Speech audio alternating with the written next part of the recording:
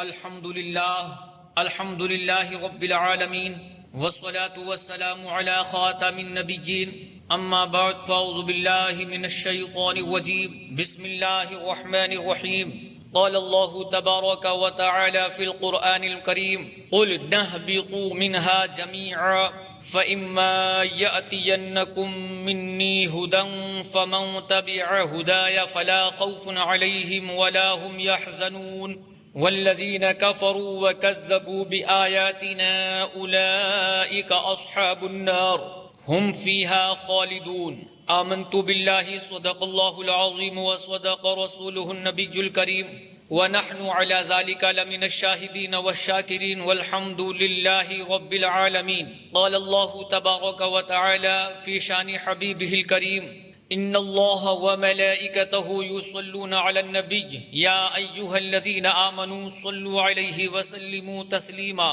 اللهم صل وسلم وبارك على سيدنا ومولانا محمد صلى الله عليه وسلم قرة عين بك يا رسول الله طب القلوب ودوائها وعافية الأبدان وشفائها ونور الأبصار وضيائها وآله وصحبه دائما أبدا. معزز محترم سامعین و سامعات، مختصراً خطبہ مسنونہ کے بعد السلام علیکم ورحمۃ اللہ وبرکاتہ. عرض و معروض کا سلسلہ دراز کرنے سے قبل اللہ کی بارگاہ میں دعا کر لیں کہ مالک و مولا اپنے حبیب لبیب صلی اللہ علیہ وسلم کے صدقہ و توسل سے مجھ حقیر و فقیر کو حق کہنے کی توفیق عطا فرمائے، ہم سبوں کو حق قبول کرنے کی اور اس پر عمل کرنے کی توفیق عطا فرمائے.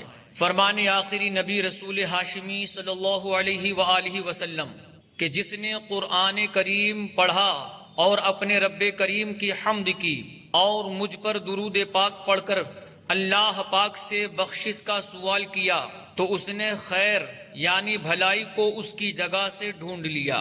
تو ایک مرتبہ درود شریف کا نذرانہ بانداز غلامانہ پوری ایمانداری کے ساتھ بآواز بلند پیش کریں. پڑھیں اللہم صلی علی سیدنا و مولانا محمد صلی اللہ علیہ وآلہ وسلم عدد ما فی علم اللہ صلاة دائمتا بدوام ملک اللہ. معزز محترم، اللہ نے کلام مقدس میں ارشاد فرمایا قل نہبطوا منہا جمیعا فإما یأتینکم منی ہدی فمن تبع ہدای فلا خوف علیہم ولا هم یحزنون والذین کفروا وکذبوا بآیاتنا اولئک اصحاب النار ہم فیہا خالدون. یعنی ہم نے فرمایا تم سب جنت سے اتر جاؤ، پھر اگر تمہارے پاس میری طرف سے کوئی ہدایت آئے تو جو میری ہدایت کی پیروی کریں گے انہیں نہ کوئی خوف ہوگا اور نہ وہ غمگین ہوں گے، اور وہ جو کفر کریں گے اور میری آیتوں کو جھٹلائیں گے وہ دوزخ والے ہوں گے، وہ ہمیشہ اس میں رہیں گے.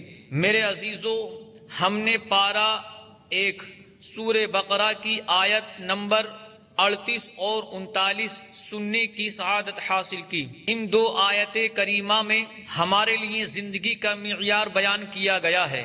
وہ وقت کہ جب حضرت آدم علیہ السلام کی تخلیق بھی نہیں ہوئی تھی، اس سے پہلے فرشتوں کے سامنے یہ اعلان کیا گیا انی جاعل فی الارض خلیفہ، میں زمین میں اپنا نائب بنانے والا ہوں. اب جب حضرت آدم علیہ السلام اپنے مقام خلافت یعنی زمین پر تشریف لے آئے تو آپ نے اور آپ کی آئندہ اولاد نے اس منصب خلافت کو کیسے نبھانا ہے، اس کا منشور یعنی کہ ضابطہ کیا ہوگا. انسان نے اپنی ذات کے حوالے سے اپنے خاندان، فیملی، اپنے گھر، اپنے محلے اور پورے معاشرے اور سوسائٹی کے لیے لحاظ سے کن اصولوں پر زندگی گزارنی ہے، اس دنیا کو کن بنیادوں پر آباد کرنا ہے، اس تعلق سے ایک واضح سبق دیا گیا. ارشاد ہوتا ہے قل نہبطوا منہا جمیعا فإما یأتینکم منی ہدی، ہم نے فرمایا تم سب جنت سے اتر جاؤ، پھر اگر تمہارے پاس میری طرف سے کوئی ہدایت آئے.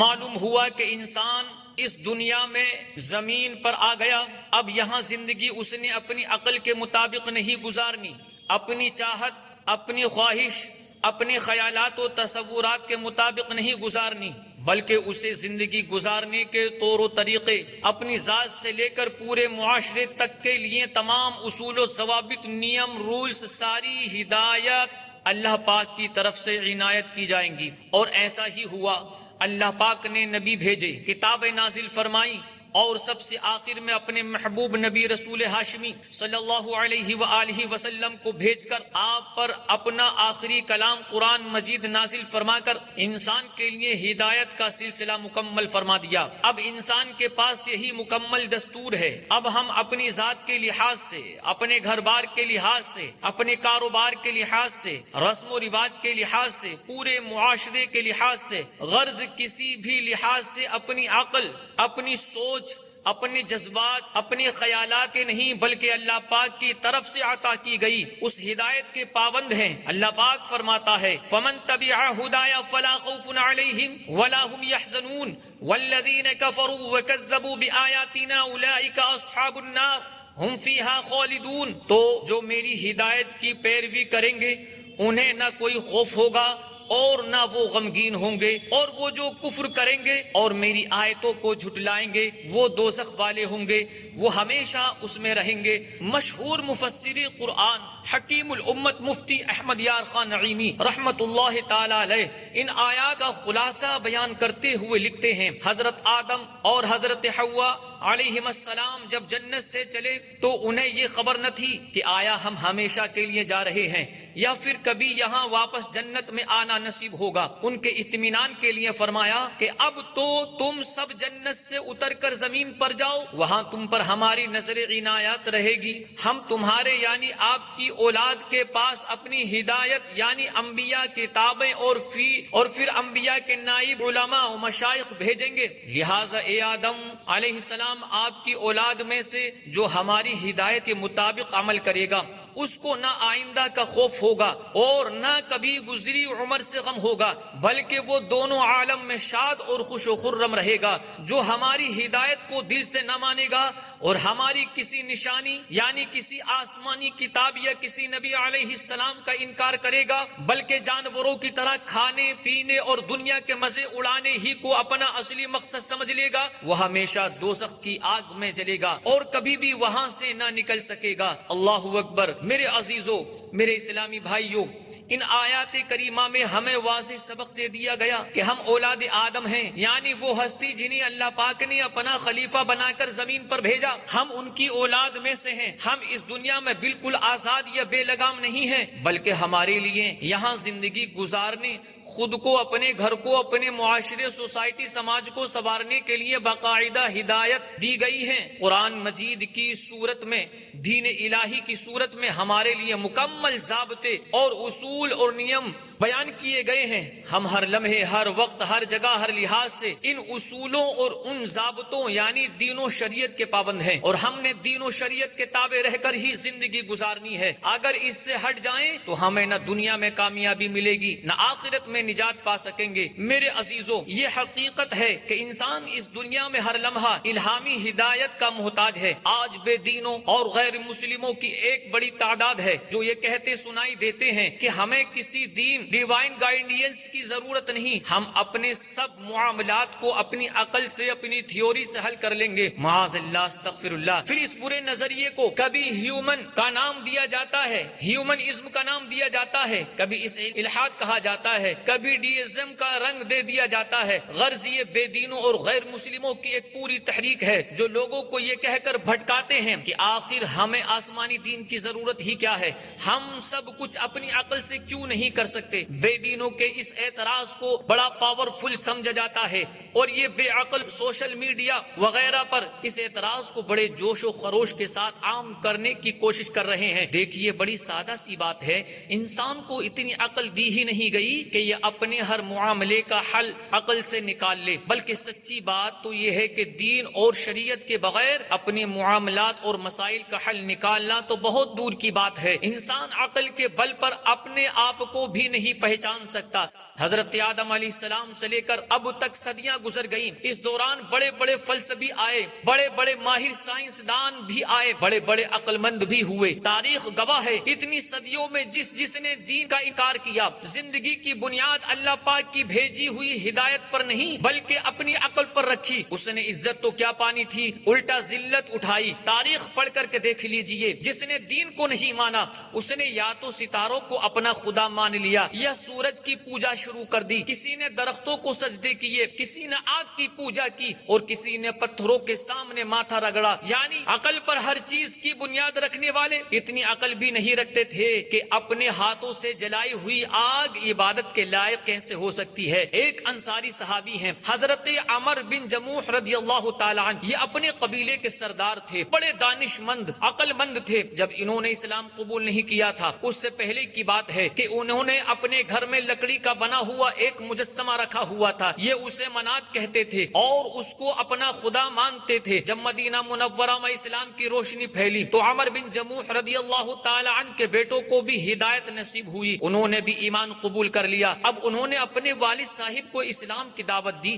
مگر اس وقت تک عمر بن جموح رضی اللہ تعالی عنہ وہ تھے جو اللہ کے دین کے دشمن اور عقل کے پیروکار تھے، انہوں نے اسلام قبول کرنے سے انکار کر دیا۔ ان کے بیٹوں نے والد کو سمجھانے کی ایک ترکیب نکالی، ایسا کیا کہ جب رات ہو گئی سب سو گئے تو وہ لکڑی کا مجسمہ جس کی جناب عمر اس وقت پوجا کرتے تھے، انہوں نے اس مجسمے کو اٹھایا اور گندگی کے ڈھیر پر پھینک آئے۔ صبح ہوئی، جناب عمر نے دیکھا منات تو اپنی جگہ پر نہیں ہے، بہت ڈھونڈا، بہت تلاش کیا، کہیں کوئی خبر نہ ملی۔ آخر ڈھونڈتے ڈھونڈتے کچرے کے ڈھیر پر پہنچے، وہاں اپنا منات ذلت کے ساتھ پڑا دیکھا تو کانپ گئے، جلدی سے اس کو اٹھایا، گھر لائے، دھویا، غسل دیا، خوشبو لگائی اور ادب سے اس کی جگہ رکھ کر اس کی پوجا کرنے لگے۔ اگلی رات ہوئی تو شہزادوں نے پھر ویسا ہی کیا۔ اگلی صبح منات صاحب پھر جگہ پر نہیں تھے، آج بھی کوڑے کے ڈھیر پر ملے۔ چند بار جب ایسا ہی ہوا تو اب جناب عمر بن جموح رضی اللہ تعالی عنہ کو کچھ سمجھ آنے لگی، چنانچہ انہوں نے ایک تلوار منات کے گلے میں لٹکائی اور کہا اگر تجھ میں کوئی بھلائی ہے تو آج خود اپنی حفاظت کر لینا۔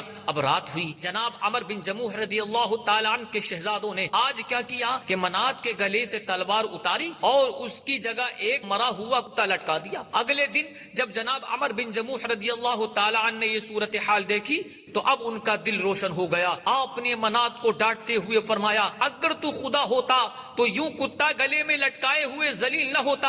اس کے بعد حضرت عمر بن جموح رضی اللہ تعالی عنہ نے کلمہ پڑھا اور اسلام قبول کر کے راہ ہدایت پر آ گئے۔ میرے عزیزو، یہ صرف ایک واقعہ ہے، ایسے ہزاروں واقعات تاریخ کے اوراق پر موجود ہیں۔ دیکھیے، یہ ہے عقل کی رسائی جو اللہ پاک کی بھیجی ہوئی ہدایت کو رہنما نہیں بناتے، وہ اپنے آپ کو کس قدر نیچا کر دیتے ہیں۔ معلوم ہوا ہم اپنی عقل سے خود اپنی قدر و قیمت بھی پوری طرح نہیں پہچان سکتے تو باقی معاملات کو عقل سے کیسے سلجھا سکیں گے۔ میرے عزیزو، آج کے ترقی یافتہ دور میں دیکھیے جو بے دین ہیں، جن کا دعویٰ ہے کہ ہم الہامی ہدایت ڈیوائن گائیڈنس کے بغیر بھی اپنے معاملات کو سنوار سکتے ہیں، جیسے ہیومنزم، یہ چیز ہے، الحاد ہے، ڈیزم ہے، وغیرہ وغیرہ، انہوں نے انسان کو جانور سے زیادہ اہمیت نہیں دی۔ ان کا ماننا ہے کہ جس طرح دیگر جاندار اس کائنات کا حصہ ہیں، اسی طرح انسان بھی اس فطرتی کائنات کا ایک حصہ، پارٹ آف نیچرل ورلڈ ہے۔ یہ ہے عقل کی رسائی۔ وہ نام نہاد عقل مند جن کا دعویٰ ہے کہ ہمیں دین کی ضرورت نہیں، ہمیں عقل ہی کافی ہے، یہ ان کا حال ہے۔ ابھی تک خود کو بھی نہ پہچان سکے، خود کو ایک جانور سے زیادہ کچھ نہ سمجھ سکے۔ یہ صرف دین ہے کہ جس نے آج کے ترقی یافتہ دور میں نہیں بلکہ ہزاروں سال پہلے بتا دیا تھا کہ اے انسان، کہ انسان جانوروں کی طرح اس فطرتی کائنات کا حصہ نہیں بلکہ اس کائنات میں اللہ پاک کا خلیفہ ہے۔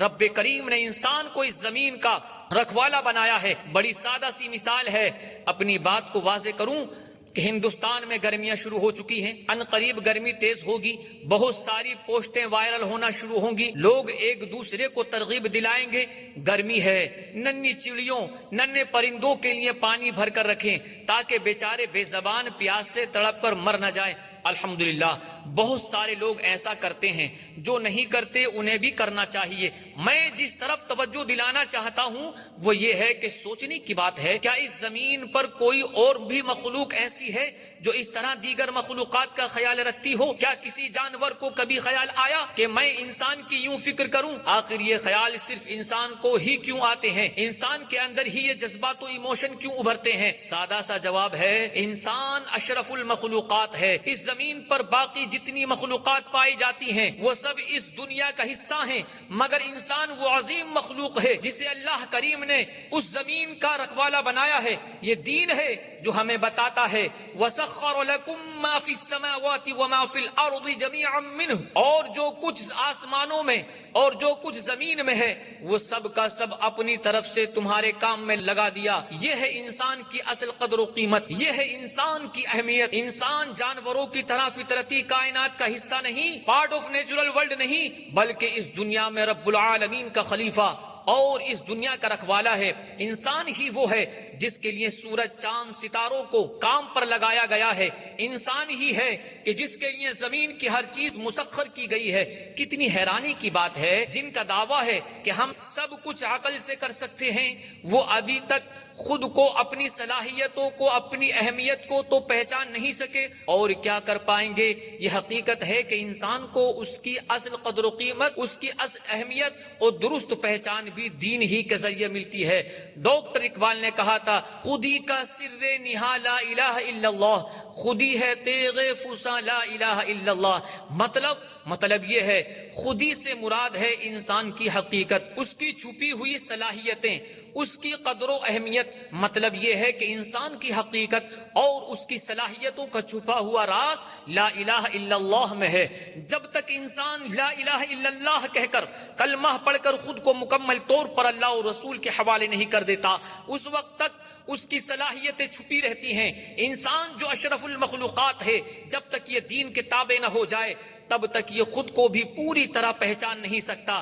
اور اقبال ہی نے ایک جگہ اور کہا، وہ دانائے سبل ختم رسول مولائے کل، جس نے غبار راہ کو بخشا فروغ وادی سینہ۔ یعنی مطلب یہ ہے، وہ ہدایتوں کی راہ جاننے والے آخری نبی صلی اللہ علیہ وآلہ وسلم جو سب کے آقا و مولا ہیں، یہ آپ ہی کی بلند ذات ہیں کہ جنہوں نے راستے کے ذروں کو رشک طور بنا دیا ہے۔ ہمارے پیارے آقا صلی اللہ علیہ وسلم مکے کے بازاروں میں جاتے اور اعلان کیا کرتے تھے، یا ایھا الناس قولوا لا الہ الا اللہ تفلحوا، اے لوگو لا الہ الا اللہ کہو، یعنی اسلام قبول کرو اور فلاح پا جاؤ۔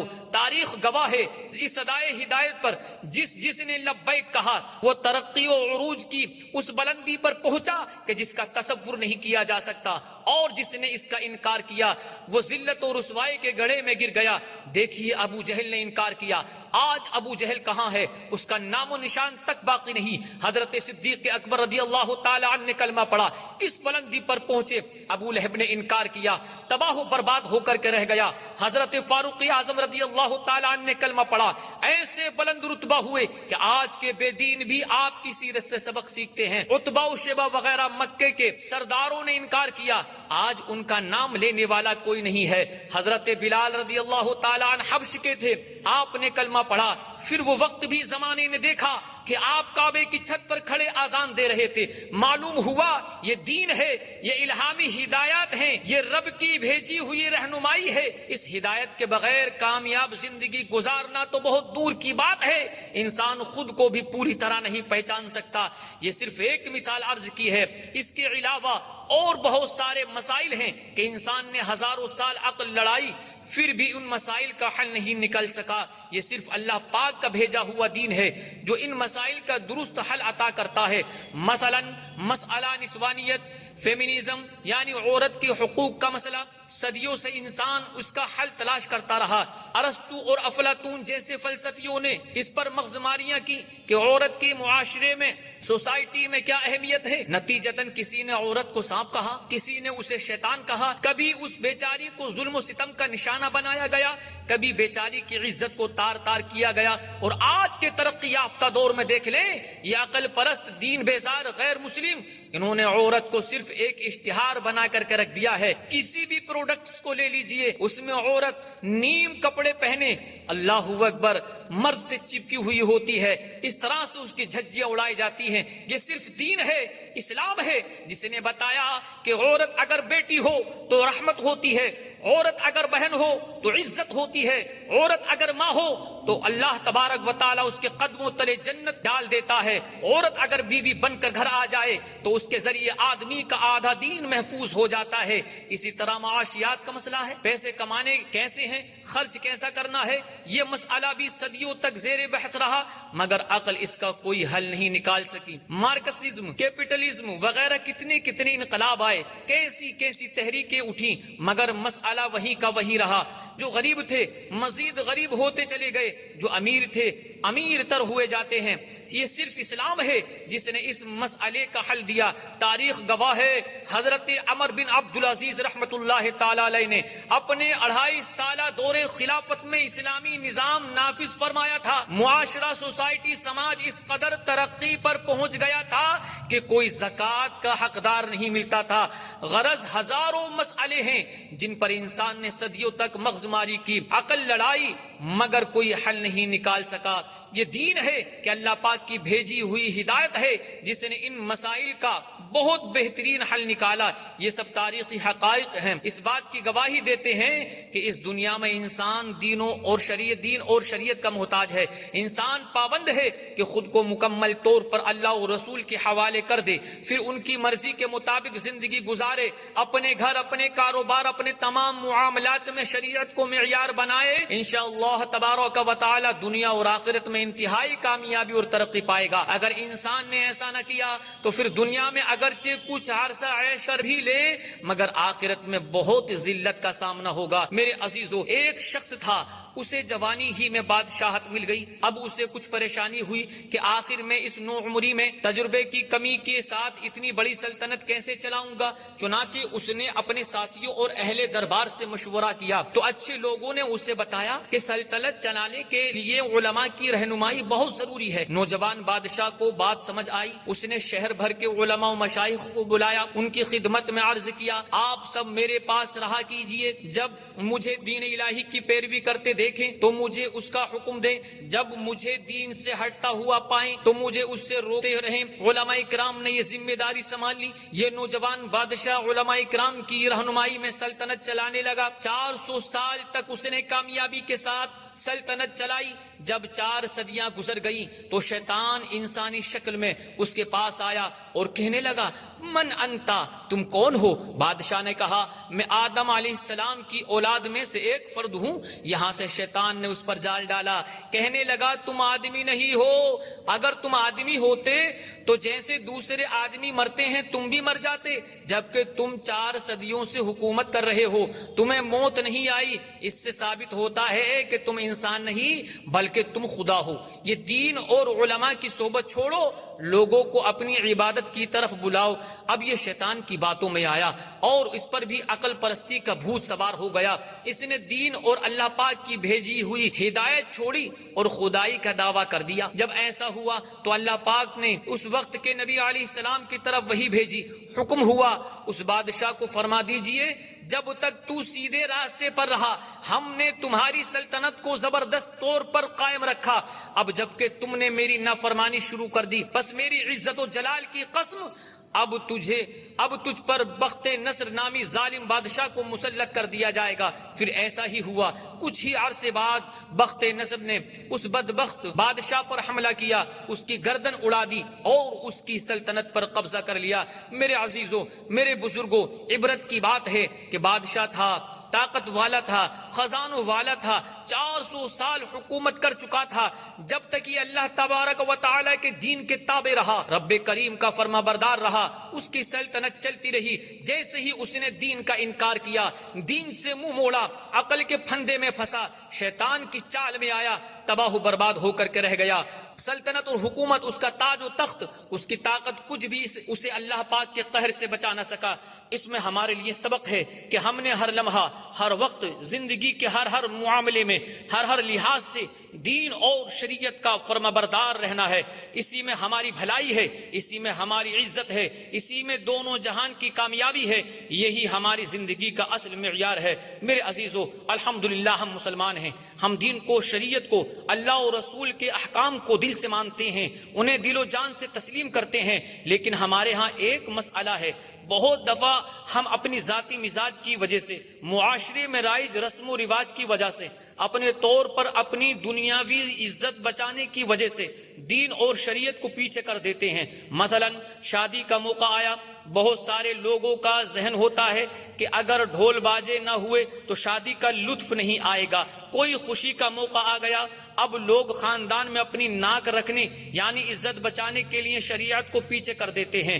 پردے کا معاملہ ہے، اس پر اگر آ کر خاندانی رواج، معاملات وغیرہ دیکھ کر لوگ شریعت پر عمل نہیں کرتے۔ مثلا اگر اپنی بیٹیوں کو پردہ کرواؤں گا تو خاندان والے باتیں بنائیں گے، داڑھی رکھ لوں گا تو لوگ کیا کہیں گے، امامہ پہن لوں گا تو لوگ کیا کہیں گے، سنت کے مطابق لباس پہن لوں گا تو لوگ کیا کہیں گے۔ یہ جو مزاج بنتا چلا جا رہا ہے یہ اچھا نہیں ہے۔ ایک منافق شخص تھا، اخنس بن شریق، اس کے متعلق قرآن کریم میں ارشاد ہوا وَإِذَا قِيلَ لَهُ اتَّقِ اللَّهَ أَخَذَتْهُ الْعِزَّةُ بِالْإِثْمِ فَحَسْبُهُ جَهَنَّمُ وَلَبِئْسَ الْمِهَادُ، یعنی اور جب اس سے کہا جائے کہ اللہ سے ڈرو تو اسے ضد مزید گناہ پر ابھارتی ہے، تو ایسے کو جہنم کافی ہے اور وہ ضرور بہت برا ٹھکانہ ہے۔ معلوم ہوا منافق کی یہ علامت ہوتی ہے کہ اگر اسے سمجھایا جائے تو اپنی بات پر اڑ جاتا ہے، دوسرے کی بات ماننا اپنے لیے توہین سمجھتا ہے، نصیحت کیے جانے کو اپنی عزت کا مسئلہ بنا لیتا ہے۔ میرے عزیزو، اس میں نصیحت ہے، ہمیں چاہیے کہ اپنی دنیاوی خیالی عزت کو دین کی راہ میں رکاوٹ نہ بنائیں، ہر چیز سے بڑھ کر دین کو ترجیح دیں۔ دین اور شریعت جس بات کا حکم دیں دل و جان سے، ذوق و شوق کے ساتھ اس پر عمل کریں، انشاءاللہ الکریم دنیا اور آخرت میں عزت کم نہیں ہوگی بلکہ پہلے سے زیادہ بڑھ جائے گی۔ بصرہ میں ایک بزرگ جن کا نام مسکی سے مشہور تھا، مشک کو عربی میں مسک کہتے ہیں، لہٰذا مسکی کے معنی ہوئے مشک بار، یعنی مشک کی خوشبو میں بسا ہوا۔ وہ بزرگ رحمت اللہ تعالی علیہ ہر وقت خوشبودار رہا کرتے تھے، یہاں تک کہ جس راستے سے گزر جاتے وہ راستہ بھی مہک اڑتا۔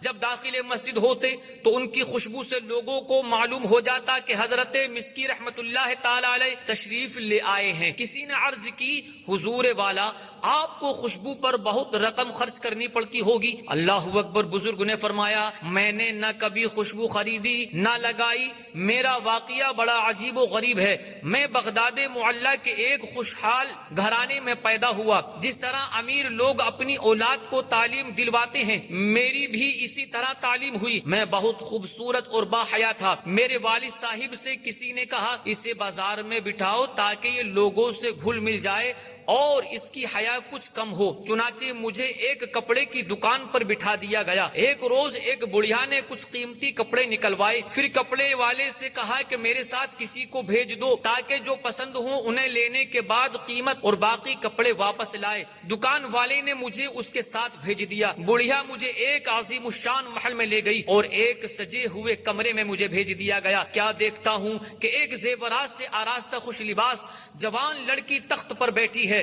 مجھے دیکھتے ہی اس لڑکی پر شیطان غالب آیا اور وہ ایک دم میری طرف لپکی اور چھیڑ خانی کرتے ہوئے منہ کالا کروانے کے در پہ ہوئی۔ میں نے گھبرا کر کہا اللہ پاک سے ڈرو، مگر اس پر شیطان پوری طرح مسلط تھا۔ جب میں نے اس کی ضد دیکھی تو گناہ سے بچنے کی ایک تجویز سوچ لی اور اس سے کہا مجھے استنجا خانہ جانا ہے۔ اس نے آواز دی تو چاروں طرف سے کنیزیں آ گئیں۔ اس نے کہا اپنے آقا کو بیت الخلا میں لے جاؤ۔